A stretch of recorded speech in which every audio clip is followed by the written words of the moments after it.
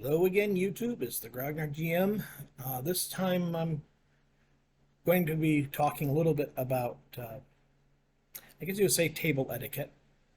It's There's numerous things that go on when we play our games, and some things are more annoying to others. And honestly, there are no hard and fast rules on table etiquette.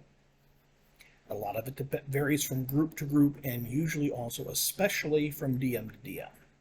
Once again, DM's controlling the game. This is the person you need to get to know how they want to run things so you can make sure it stays enjoyable for them. They're not fighting you all the time. Nowadays, probably the number one thing that people find annoying in general is cell phones. People at the table doing this. Now, there's a couple of reasons why players that like to do this, that DMs especially, will get a little annoyed when you're got your nose buried in your phone. First of all, you're not paying attention to the game. For those that don't know these things, this is basic interpersonal communications 101. This means an awful lot. Eye contact. And if you're doing something else, you're sending a subliminal signal to those around you that whatever's going on around you is not as important as what you're focusing on your cell phone. I've had players that are playing games. Gosh, when Pokemon Go came out, we were playing.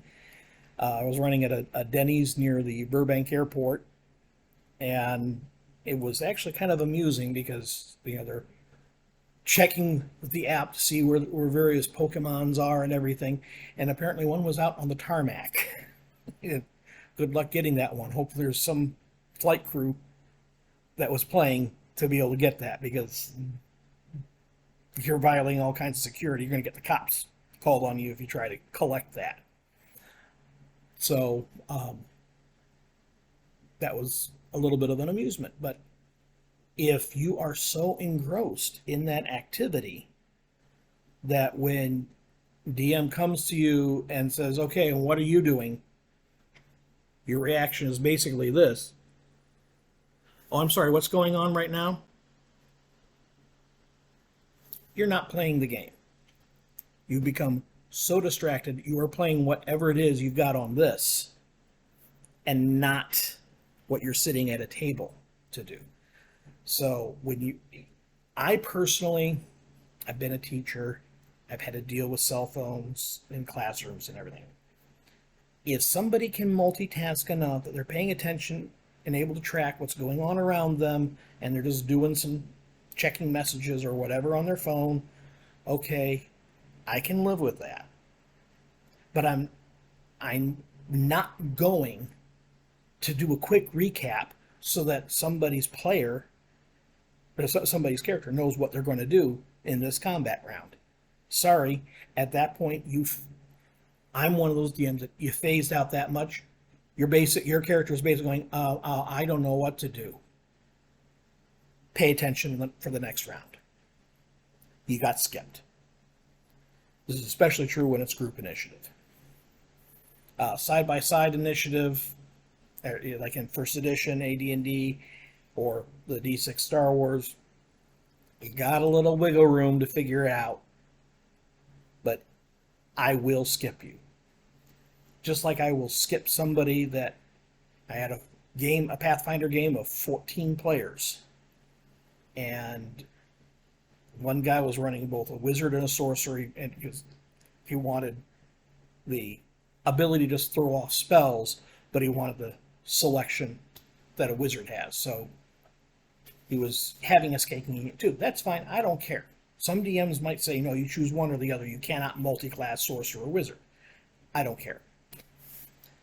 But I did care when he had 13 other players resolving actions and my monster actions getting resolved before, by the time it came around to his initiative, Oh, and he starts looking up spells to see what he wants to cast. I started skipping him. I was like, you're busy figuring out what it is you want to cast. You lost your initiative. Next time, you've got plenty of time to track what's going on and have an idea of which handful of spells, so that by the time it's getting close to your count, you're ready to go with the spell you're going to cast this round. So, distracted gaming, yeah, I can understand the annoyance with it. I've got one DM that I'm playing under right now that he's going to have his hand up on the DM screen.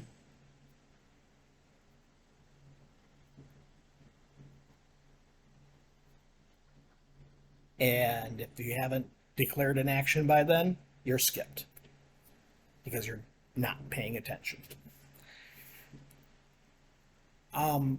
This isn't the other issue that people will have with the cell phones, and let's be honest, tablets as well. Tablets, iPads, whatever. Larger than a phone, but still smaller than a laptop, right? Very portable. People love to bring them, download all their game books, so they don't have to bring a stack of books like this. Or if you're playing 3.0 or 3.5, a stack of books like this.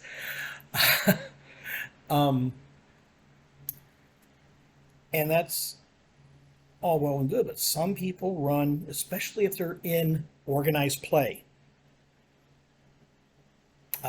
Adventurers League or whatever it is they've got right now, but some kind of organized play where you've got a character that you can take to conventions. You can game at the friendly local gaming store as well, but you're getting a sign off on items that you claim. They're all certed. You're signed off. You've got a log as to which adventures you've been on, and so on and so forth, so that it doesn't matter where you go in the world at a convention to participate in that organized play. Everybody knows what you've done and what you have.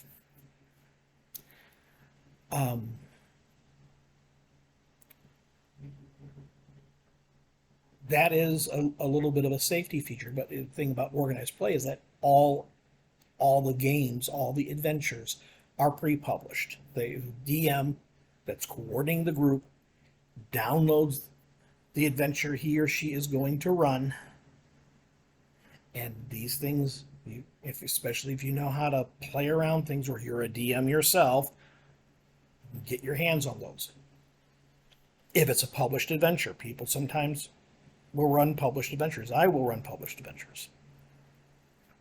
And for all we know, Joe Blow over here has downloaded a PDF of the adventure onto his little tablet, and instead of looking up rules in one of his game books, as he's saying, he's reading the modules so that he knows exactly what's in the room and how to counter it and how to solve puzzles and so on and so forth. It's not as big an issue for me because I tend to write my own adventures. And I'm not involved in any organized play because I'm not playing the current edition of D&D, so I don't have to worry about any of that. And every now and then, because it just seems that I will run a published adventure because it just fits in where my campaign world is. And it's a fun module. I'm fortunate in that I have a group of players that enjoy the thrill of the unknown, so they don't do that. But some, especially in tournaments, some people will take every advantage they can get to get all the points. So those are legitimate reasons why DMs might not want electrical devices at the table. Again, speaking for myself, I don't care. If, like some of my players, you can multitask and it's not really distracting you from the game, okay, well, once again, who am I to say put your cell phone away, please? If they're distracted by it, I have the remedy of, okay, you're skipped.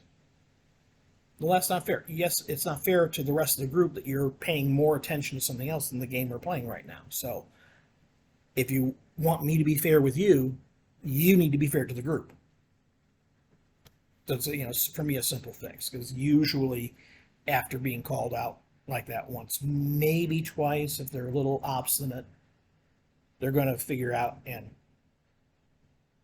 not want to, especially if they're being swarmed by monsters, and so they don't get a chance to put some down before they go. The monsters go again. Survival of the character kicks in at that point. But the so for me, it's not an issue. Just like, okay, cheating, another bit of table etiquette. A lot of people have a problem with it on principle. And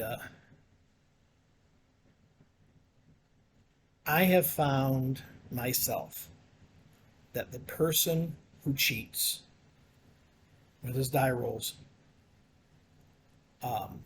is cheating himself more than anything else.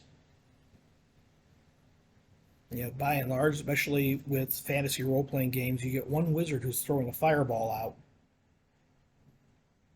There's not a lot of, it's in first edition where there's individual experience point awards for kills. The person who always manages to hit that orc, always manages to score enough damage to drop it in one swing. Yeah, they're getting one orc. Mage just got about 15 with that one fireball. So they're cheating themselves out of the experience, out of the thrill of, am I going to hit? Am I going to miss? Am I going to be able to focus on something else next round? Or do I still have an enemy I've got to take care of? Am I going to get hit? Am I going to deal damage? You know, there's all those little uncertainties and unknowns that go into play. You're completely missing out on that. I have been accused occasionally of as a player, fudging die rolls. And I had one very dear friend of mine has a game shop down in Hartford City. Magic Corner, I'll give him a little plug. Great little game store. And he's very active in running games every night, different types of games, and so on and so forth. He had a really large 20-sider. We generally call it the DM Die O Doom, but he's like, Dad, start rolling this so that everybody can see your rolls. It's okay, no problem. People give me a little question. Your skill at rolling dice? Yes, there is a skill to rolling dice. Ask any professional gambler that does craps or any other dice table game in Vegas or Atlantic City. There is a skill. If you know how to weigh the die in your hand, you know how to twist it just right and everything, you can pretty much control the flip. Is that a form of cheating? I don't know. Honestly.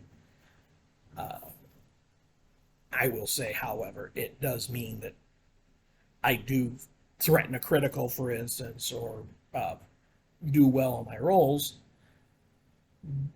And even when there's a high probability calculation, you know, some people say, well, 20-sider, yeah, I can kind of see how you're doing that. I played a game called The Chronicles of Dark Estelle where the main mechanic, it's all D6, and the main mechanic was if you roll multiples of the same number, if you're rolling doubles on 2 dice, triples on 3 dice, quadruples on 4, so on and so forth, you rolled again and added. And character generation attributes were 3d6. And with a room full of people sitting there watching me roll, I created a character that had, bearing in mind, 3 6-sided dice, a strength and a dexterity both of 64. So, yes, there is a skill to rolling dice, and I do possess it. I have that particular attribute in my toolbox as a gamer. And it's unconscious on my part at this point. I know the weight and feel of my dice so well that I can, I just do it. I don't even think about it. But what I'm talking about with definite outright cheating is, you know, somebody rolls the D20. Oh, I rolled a natural 20, and he's got like a 3 on the die face. That's cheating.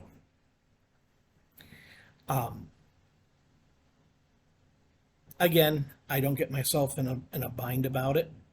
I find it myself amusing because I will have, I gotta tilt this down so you can see my tablet. But what amuses me is you see, get somebody who rolls like this. Oh, it's a 19. Actually, that's a 9. But obviously covering the die and things like that. It's like, what don't you want other people at the table to see? That's kind of screaming very loudly, I'm cheating. Or the ones that, here's one guy in California that did this. Rolled the die, and I'm not sure if it ever stopped rolling to come up on a face to have a result. He just would snatch it right up and call out a result, which is invariably high. One of the things I like to do as a DM to play with people like that is invert the expectations. Okay, saving throws, attack throws in D&D, we all know those need to be high rolls. I can apply some negative modifiers in my own mind to lower those rolls and just, well, yeah, but you're at penalty, so what's your save on this one, or what's your total roll because I need to apply the penalty. Well, what's the penalty? I don't have to tell you that. DM doesn't have to specify what penalties a person is playing with. Now, usually I will. I was like, okay, you need to make your saving throw at -4. But if I want to play around with somebody that I know tends to cheat at dice, I'll have mental penalties in mind before he rolls the die. I'm fair that way. I will already decide what sort of penalty he's got. Or if it's a percentile roll, oh no, you don't need to roll high. You needed to roll low. And nobody knows for sure, especially groups that I've been playing with. They don't keep track of that stuff, so it's always, honestly, attribute check. Do I have to roll high on that one, or I have to roll under? I have to roll under. I'm always reminding it. And I don't mind doing that. I'm not saying it's an annoyance on my part. It's just amusing when I've got somebody that I know tends to cheat, to mess up his game a little bit by flipping the table on him. But by and large, I have noticed that it's more players that are upset with cheating than the DMs. Probably because the DMs do a little bit of cheating as well. Unless they want to, like for instance, I'm a good die roller and I do it unconsciously. I could kill every party that I run. I really could. So yes, there are plenty of times when I declare that the monsters missed when, yeah, they hit. And in modern editions, even threatened criticals. So I let people get off unless there's something that I want to do for the dramatic tension or the heightened things. Like that one game my players are still talking positively about, where I had the NPC was dead. I had one player character down, nearly dead, and the other 3 all in single hit points by the time the last bad guy went down. But even then, they were in single hit points and not down themselves, because there were a few rolls where I decided, you know what, I'm going to let it miss.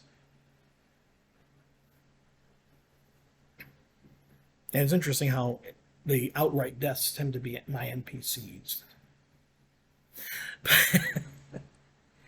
Now, and this is why I prefer, by the way, running old school rather than modern, because as I said in one of my earlier videos, the defining difference between old school role-playing and modern role-playing is that old school is about the ruling of the DM, not about what's in some book. DM's making a ruling based on what's in those books, and so long as it's consistent and fair, nobody has a problem with it. Modern rules, it's all there in the books. Any player can look it up, just like any DM can look it up. And because of that, the players have an expectation of the DM to follow the rules. And when that expectation is not met, that's when arguments at the table break out. And that brings me to my other big table etiquette rule. I only have the 3. And like I said, I've got ways around all those rules. My big other table etiquette rule: don't argue with the DM at the table.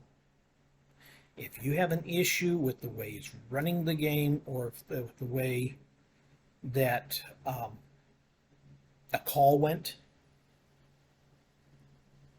you do it outside the game. Sometimes I get it, that's difficult. Like, for instance, I've got games that I run entirely by Discord because none of my players are locals. And especially all across time zones, coordinating a time to get together online can sometimes be a real pill. But here's the key. This is for DMs, this is for players. It's a game, so it has to be fun. If you're not having fun, players, don't play that person's game. Go somewhere else. DM, if you're not having fun running the game, don't run it.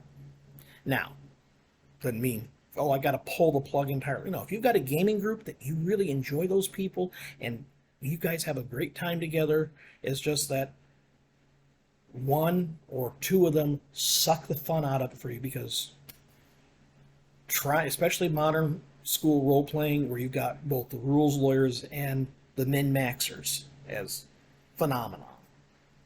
Trying to counter them or come up with something who's going to challenge them that won't kill everyone else. Don't run that game. Pick a different game and run it. Now, if you've got those kind of players at your table, DMs, either run a game that is really old, so you don't have all the those players don't have all the materials to do what they've been doing to you, or run a really obscure game that, again, they don't have access to all the materials. Like, for instance, Hackmaster for me. If they don't want to spend $60 to get the player's core rule book, they're not going to have it. And the PDF, it's very cunning. The PDF that you can download from Kenzer and Company for free isn't complete. It's a marketing tool. You've got to actually buy the product to get the complete player's handbook. And I have no problem with that, but it's a little way to control the power gamers and the rules lawyers in your group. But if they're not familiar with the rules, it's hard for them to rules lawyer. If they don't know the optimal build, it's hard for them to min-max. OSR, it doesn't really matter, honestly. People talk about those games being broken. No, the rules occasionally can be broken. Haste, as a spell, comes to mind. That is the single most game-breaking spell, and everybody's tried to, publishers, have tried to come up with variations on it to minimize how it breaks things. Well, first of all, first edition, yeah, it's broken. Keep casting it, because each time you cast it, or drink a potion of speed, you age a year. If you're running an elf, that's not as big of an issue. But if you're running a half-orc, they tend to have a very short lifespan, or human, that could ding you pretty quickly. You're going to find yourself running a character that's middle-aged or old-aged fairly quickly if you keep chugging those or keep casting those spells. So there are ways within to keep a problem player from sucking the fun out of it. for you or for the others. Going back to the cheater, by and large, I found that the players take care of that. I don't ever really have to do that, anything with that either. If the players, because here's the thing about cheating, people who are watching this that you know in your conscience you're a cheater. Players notice it. There is really, you may think you're being very suave and very subtle and gray mouser level sleight of hand, but no, somebody's noticing it. Somebody's at some angle where they can see the die roll and they hear what you're reporting, and they begin watching you. So even if you do the quick pick up the dice thing, because they're watching specifically, their eyes are focused on those pips. So if it bothers the players, trust me, you're going to hear about it, and you're going to have something like, okay, don't touch those dice. You're rolling it, and we're all looking at it. Don't cup your hands over it. Don't scoop them up. You let that roll stand until we can verify that that is what you rolled. Something very simple like that fixes the cheating problem. But again, I let players initiate that, because once again, I've got ways that I can play around with a cheater during game to mess up his life and make the game a little more challenging for him. It's the players that might be upset.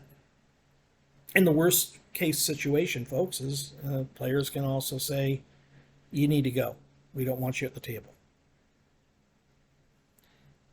That is probably the biggest shame any gamer can ever endure, is to actually be booted. It's one thing to kind of say, well, I just stopped playing. I stopped showing up. You basically boot yourself by ghosting the group. Personally, I have a little bit more respect for the player who says, for whatever reason, I'm not having fun, real life, whatever, I really can't commit to the game, so I'm resigning my seat at the table.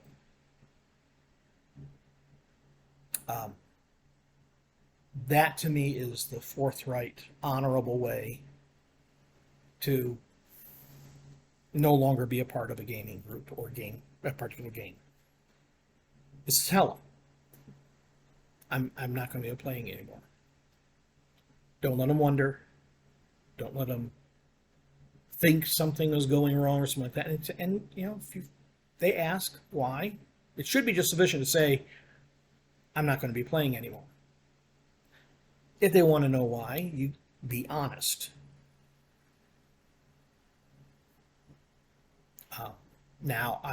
This is an error that I recently committed. I just quit a game group because I wasn't having fun, honestly.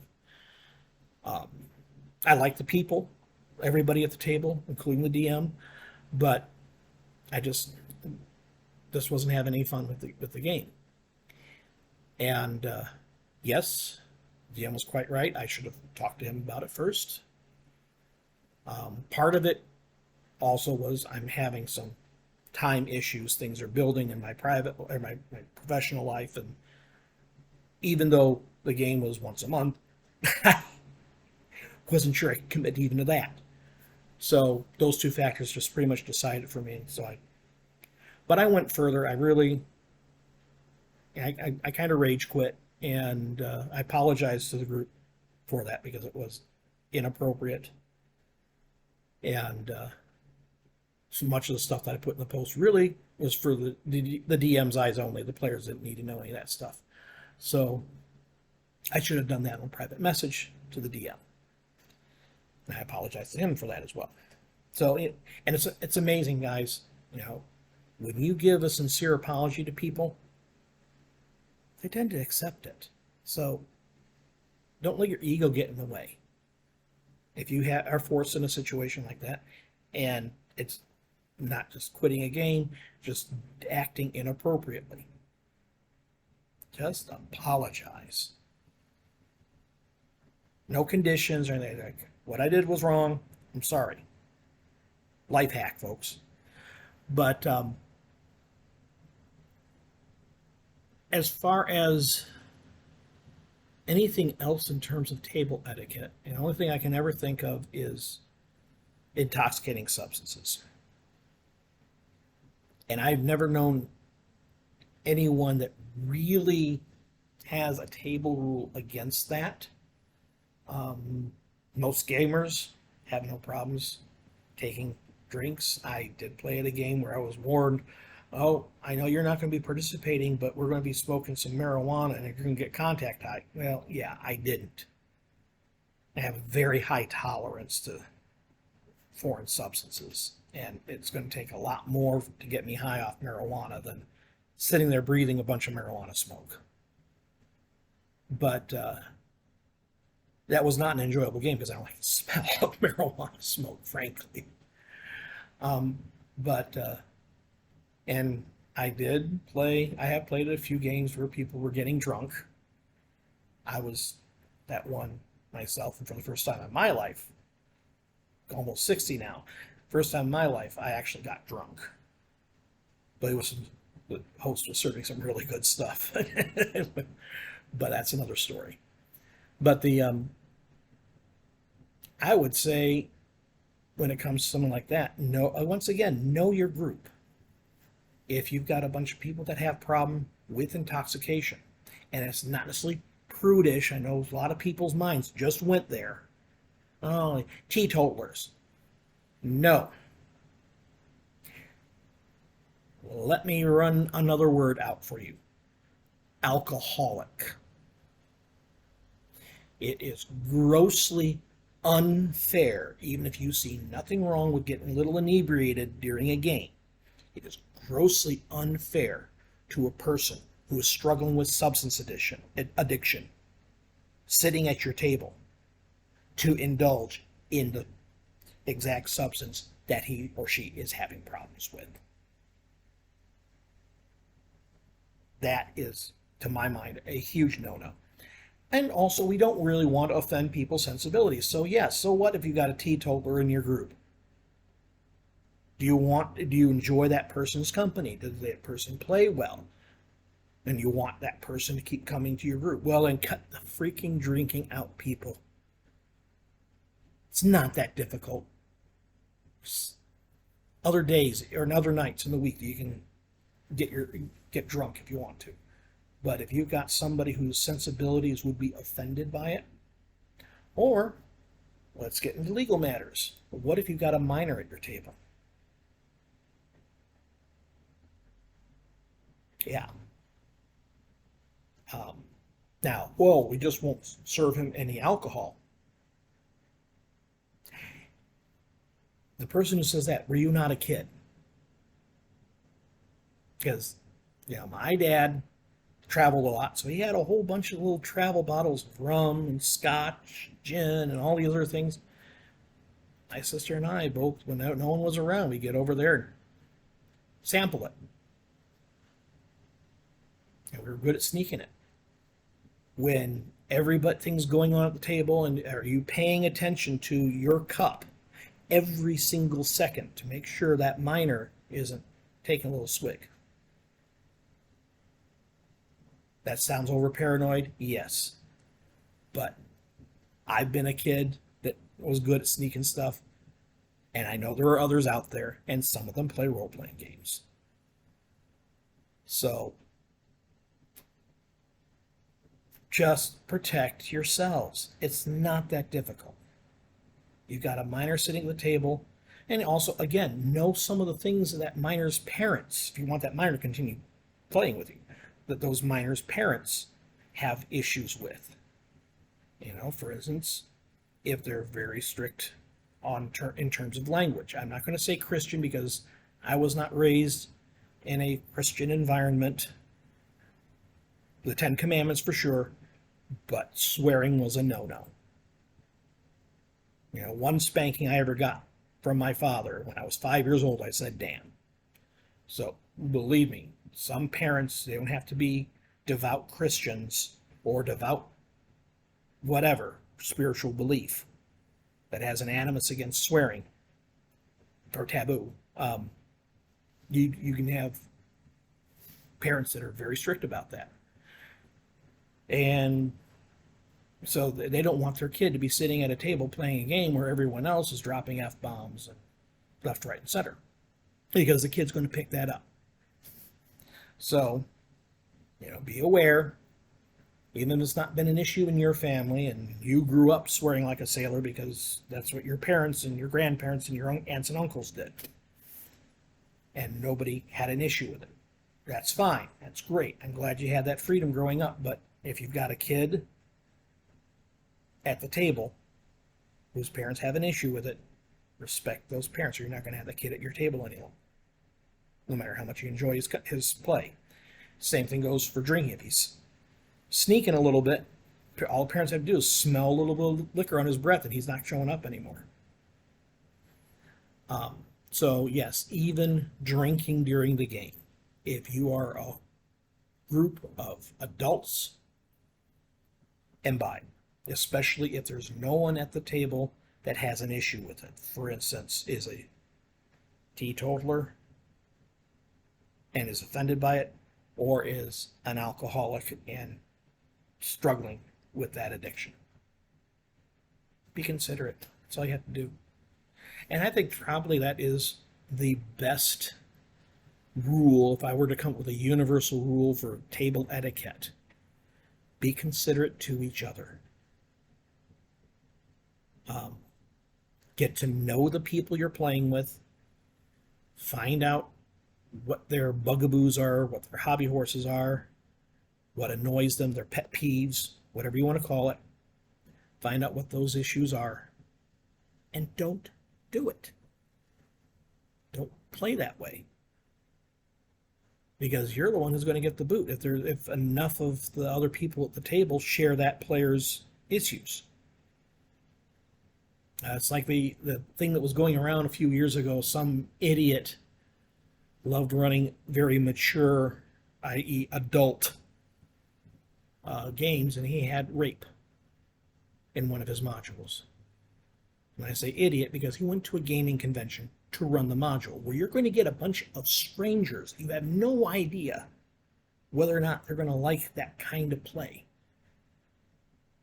And as I recall, it wasn't even advertised in the program with a little warning, adult content. And so people understandably raise the stink about him. Guys, common sense. I know it's not common, but try it. Get your wisdom score bumped up to 16 or 17 at least, so that you can kind of understand that not everybody likes to play, for instance, Fatal. Played that once. Apparently there's a Fatal Junior. That experience was so bad for me, I'm not even going to try that. But, if you're into kink, don't put it in your games if everybody else at the tables, or even one person at the table, is not into it. You're going to make that person uncomfortable. Don't shove things down people's throats. Be considerate. And the best way to be considerate is get to know everybody that you're playing with, so that you know what it is, and be honest with them too. Everybody's got pet peeves. Everybody's got triggers. There are some things that some people they don't want to deal with it at all. This is not the time and place at a game table for a debate on social issues or why you need to be tolerant of this or whatever. It's a time to sit down and have fun. And if you're going to play in a way that other people are going to be offended by, they're not having fun. Think about other people than yourself. And the best way to do that is make friends, get to know them.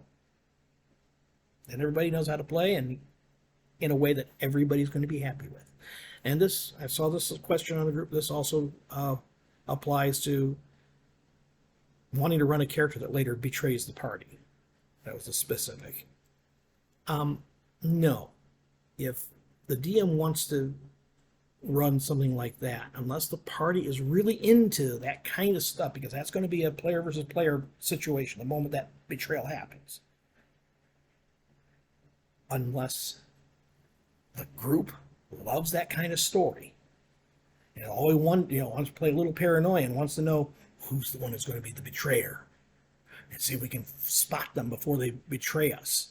And the betrayer needs to keep things concealed until the moment of betrayal comes. Okay, if you enjoy that, fine, knock yourself out. I played that way once, and I looked at the DM and said, and this was not an NPC. Why? Because an NPC is part of moving that story together. The DM wants that story to have a betrayal in it. NPC is a perfect person to have it come from. And people expect it, and so they're copacetic with it. But when it becomes a player character, it's a disconnect. Some people enjoy it. I didn't. So there's your rule. This whole ramble just encapsulated table etiquette into one rule: be considerate of everyone else. Don't just play the way you want to play, because you may have some people at the table that either cannot play that way, addiction, or don't want to play that way. And who are you, be it DM or player, who are you to dictate to other people how they have fun? It's a game. So remember that.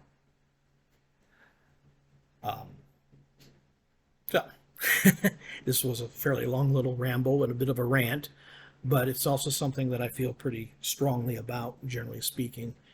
I've been seeing an awful lot of instances in the past few years cropping up where people they've been rude to the other players because they've got an agenda or they've got something that they want to play around with, and everyone else at the table doesn't matter.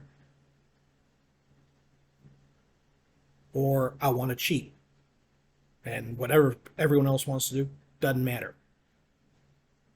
Yeah, it does. Be kind, be considerate. That's all for now. Till the next time, may all your hits be crits. Talk to you later.